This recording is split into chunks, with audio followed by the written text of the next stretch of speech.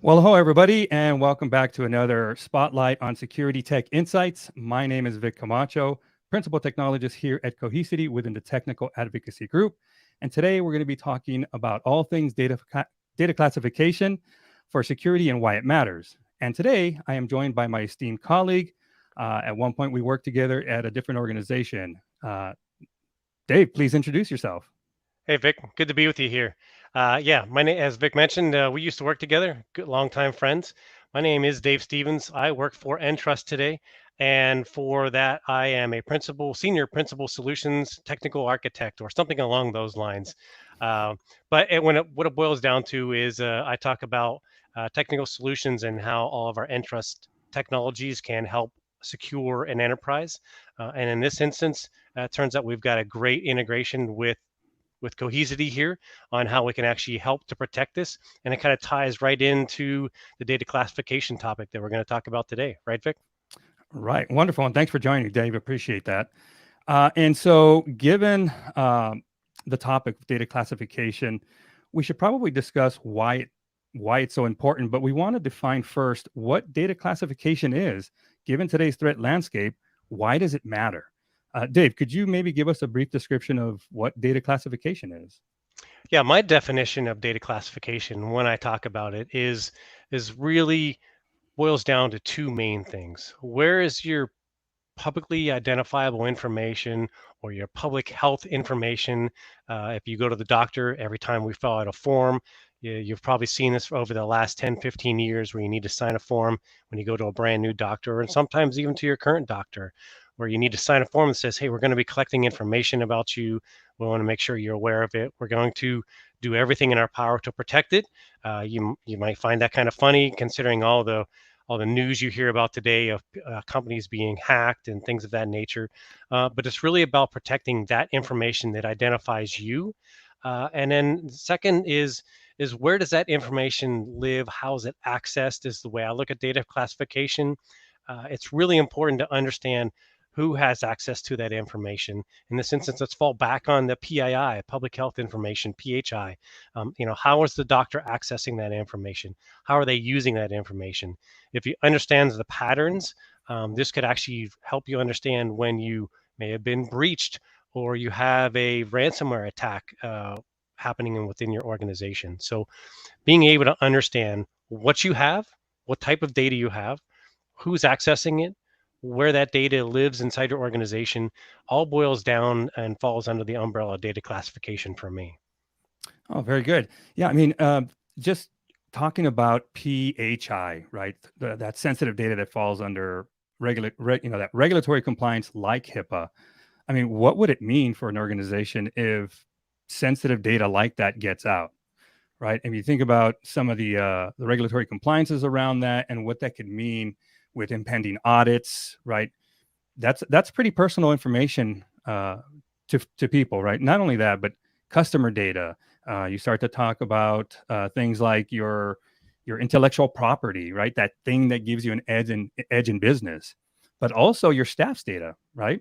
Yep. I think all of that data, there's so much of it, but in terms of data classification, right? Um, when you're protecting that data, it becomes a very costly proposition if you go out and just to protect all the data, right? That's you can do that, but today folks are really concerned about that sensitive data that should be residing in a trusted zone in a more of a production type setting that where security controls are more granular. So I think that's where data classification, at least for me, comes in, because it's been said you can't really protect what you don't know. And so how many times have we walked into an organization only to find that there is live sensitive data sitting in a development environment, as an example? And so having that capability of understanding where the data is at is key. Now, in terms of things like ransomware, right? You mentioned ransomware. Um, as an IT leader, or even as an IT practitioner, I would want to understand what data was impacted, Oh, right? definitely. What was the level of impact to my organization, And was there sensitive data in that? So what does that mean for an organization? I mean, today, you know, given your experience and what you've seen out there, what are some of the potential issues that may happen if you don't know where the data is at? Yeah, I mean, think about it. I mean, you hear about companies being breached, and there are laws behind what happens if a company gets breached. And it's really about, it's not necessarily the fact that the company got breached. It's really about what did the hackers or the ransomware gain access to. It's that information that's really important in this instance. And so, to your point, you can't protect what you don't know you already have. So if you don't know where it lives, there could be sensitive information that you're not even aware of floating around, especially as you mentioned in development organizations. So, we both work at large companies who are developing products to help protect information and secure that. Either from a granular perspective or via encryption or whatever methods there are inside the organization, you need to be careful how that data is being accessed because there are insider threats that can happen. You're not always considering that. Turns out, I talk to large financial organizations fairly regularly from my perspective, company's perspective, and I found out a long time ago, which was really surprising to me, that when we all have a bank that we use, whether that's one of the large corporate banks, one of the smaller regional banks in your area, you're giving them sensitive information. I mean, you're giving them your money, but you're also giving them sensitive information about that. And if they gain access to that, they can take that information and try to impersonate you. Hmm. Luckily, I have never had to worry about my social security number being taken and identities being done on my behalf, um, because it is very costly. I actually have a sister-in-law whose information was compromised, her personal information, and someone opened several credit cards in her name. They basically took over her social security number. Once that Mm. happens, you're in deep trouble trying to gain back your information. So when it comes to knowing where that data lives, who has access to it, that's really crucial when and if that happens. And I guess I should follow that up. It's not a matter of if you're going to be breached or you're going to be have some sort of security incident where sensitive information is either accessed or taken. It's a matter of when. We Mm. all of our IT organizations try to do everything in their power to protect all of this data, but there are sometimes lapses. Sometimes people just don't get the technology updated properly. Sometimes people generally, I talk about in some of the presentations I do, about information on how where does the problem stem from. It actually stems from people like you and myself and everyone else watching and listening to us.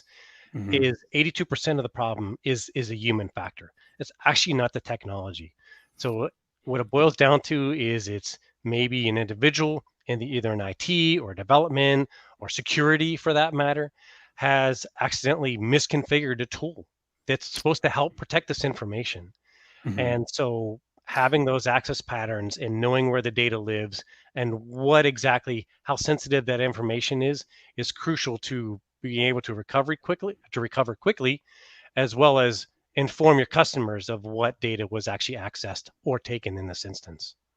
Yeah, you mentioned being able to inform them, right? And I think that's where data classification can also help because if you understand what the level of impact was and what files were compromised, or data exfiltration is another thing that can happen. Um, Having data classification and being able to inform your customers, your patients, is huge, right? I think Oh yeah. that just the public, if something like that were to happen, they want the transparency. They want to be able to understand, because if an organization doesn't isn't transparent because they can't, that can have a significant damage that can cause damage to their brand name, right? And you Yep. already have to work hard just to gain the confidence and earn business. If something like this happens, now you're asking everybody to work twice as hard to get half of the confidence back, and not really a good business model, if you ask Yeah. me. Well, there's a lot of money behind this too. I mean, if this happens to an organization, you've got to spend additional money you weren't expecting to lay out in order to recover this data or to bring your business back online. There's also several laws. The laws in the United States are not as uh, uh, punitive as they are in Europe. So in Europe, they've got the GDPR.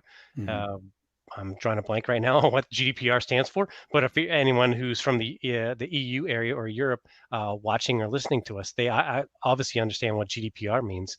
And so, I think the GDPR rules, if I remember, if an organization is breached, it can be up to, I think, 10%, 4%, is that what it is? 4%. 4% of your overall company revenue.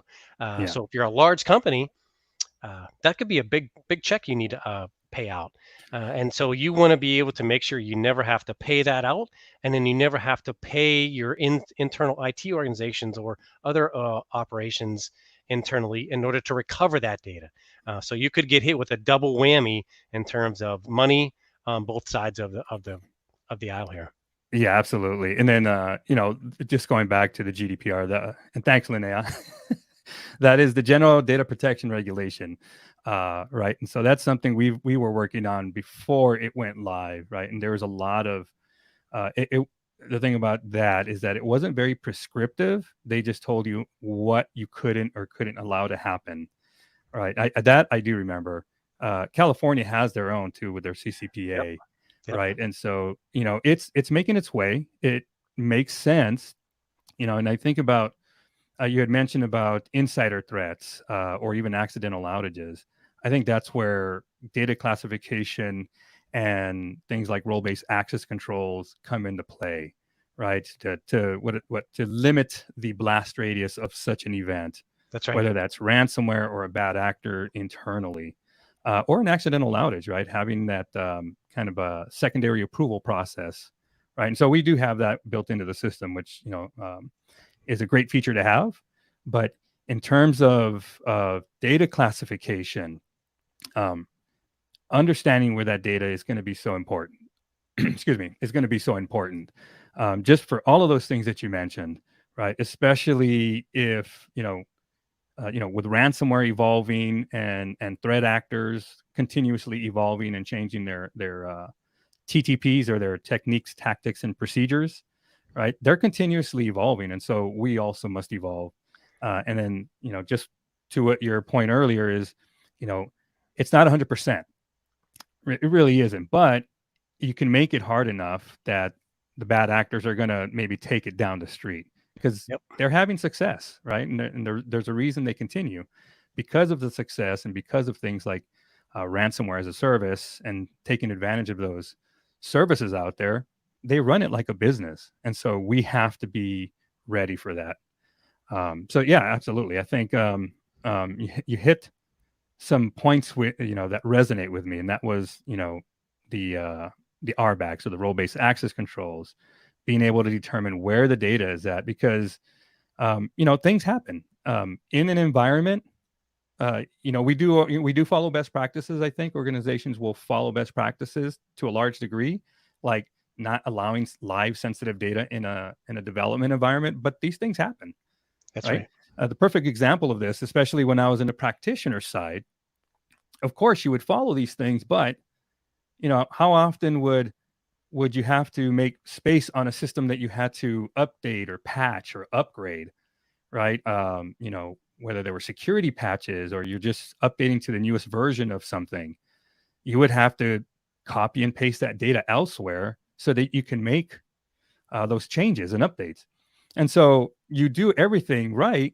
You want to move the critical data back to that system where it's servicing stakeholders, but sometimes, right, more often than not, the data doesn't get cleaned up afterwards. And I call those breadcrumbs, right? There's breadcrumbs left in the environment, and now that it only takes one time for that code to get in there, that bad actor, and that's it. And now you've been breached, and data has been encrypted, sensitive data has been encrypted and or exfiltrated, and that's where you can get into some issues. And that kind of falls in line to what we've done before, and which leads me to not just data classification, but automation. What happens?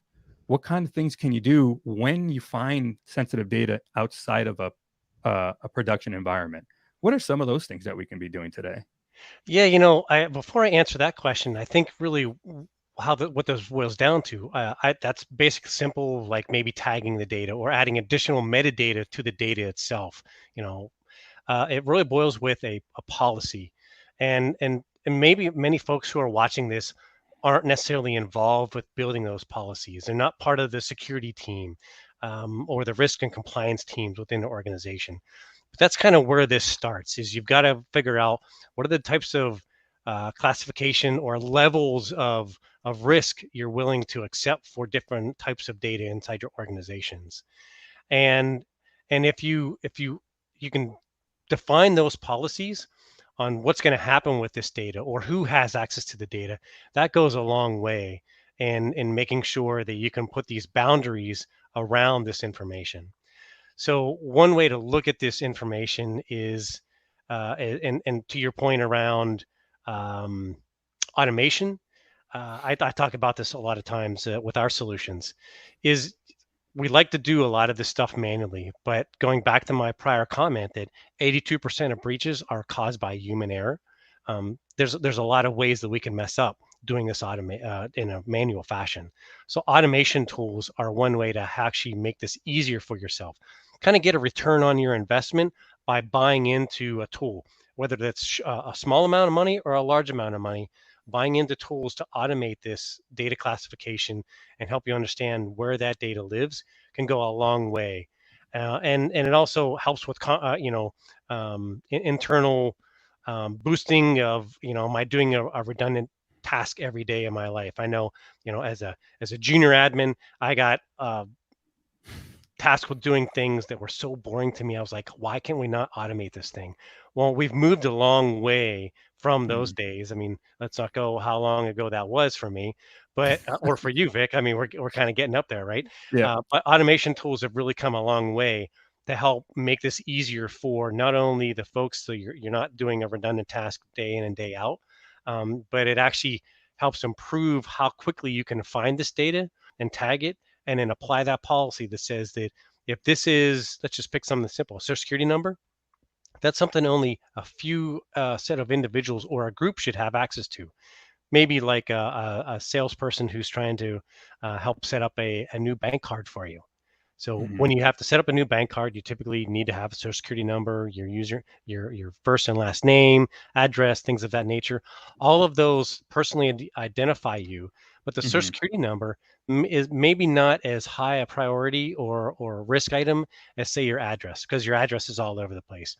We all pay our tax bills every day or every month or how often that happens, but we never have to give out our social security number in order to pay that tax bill. So having those risk levels defined so that you can then automatically tag that data and state that this data should only be accessed by these groups, which comes back to your least privileged access model, or as we're starting to hear more and more, zero trust. Let's assume that everything has been breached in this instance, or nothing is trustworthy. You want to utilize as many tools and as many solutions as possible to automate the tagging of this information so you know where it is. All right. Well, I mean, this is a lot of great information, Dave. I mean, clearly you've done this for quite some time now. I think um, listening and hearing the takeaway that I get from this, at least, is data classification is important from the standpoint of understanding where your data is at, the sensitive data, right?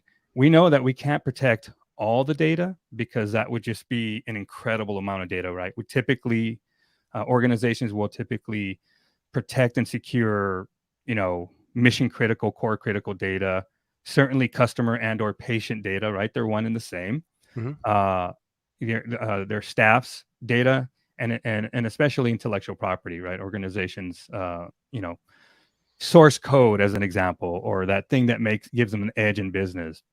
But in terms of how much data that is compared to all of the data that is, out there, it's not as much, right? So I think doing this, uh, following a data classification strategy is key. So the key takeaway for me, at least, is understand where your data is at, so that you can understand what the level of severity is in the case you do become compromised. Now, hopefully that doesn't happen, but as I say, right, better to prepare for the worst and hope for the best, right? And so, if I can get a key takeaway from you, what would you want folks to walk away with, right? Given your experience and what you do today and what you're coming across, what would you want them to walk away with today? Yeah, the two things you mentioned are key. I think those are super important. I also think it's good that no matter what level of the organization you're in, if you're at the practitioner level or you're just worrying about operations or you're at the upper levels of the organization, you should sit down and really figure out what are the classification or risks associated with the data that you have. You're getting data from customers all the time. You actually may also be getting data from external sources. So they're referred to as third-party vendors that are giving you access, or maybe they're working on the data that you've granted them access to. So you need to come up with a policy and work internally to figure out what those risk levels are, to then utilize automated tools, because it's really key. The amount of data that we have data on premises, we all have data in the cloud. Automated tools are going to be able to help you understand where that data is, apply a tag or a risk level to it, and then that will help you answer the questions or the two takeaways you mentioned. Is now you know where your data lives. Now you know how much important data you have and which levels of that data you have in your organization, so that if, or really when, you're breached, it's most likely going to happen. You know how where that data lives, who had access to it, and where they were coming from, so that now you can differentiate an outsider threat from an insider threat, or just normal everyday access that employees inside your organization are doing. Very good. Well, it's kind of like Dr. Evil said, right? He's the boss. He needs the info. So it really does come back down to that, right? We need the data. We need the info. We run off of data, and knowing that is going to be key. Well, that has been a lot. I hope that that resonates with you folks listening today. I thank you for joining. This has been another edition of Spotlight on Security Tech Insights. Thanks to my guest, Dave Stevens. Thank you for joining, Dave. Appreciate your input here. Oh, anytime, Vic. It's been a blast, and looking forward to doing another one of these, hopefully in the future. Absolutely. Thank you, sir.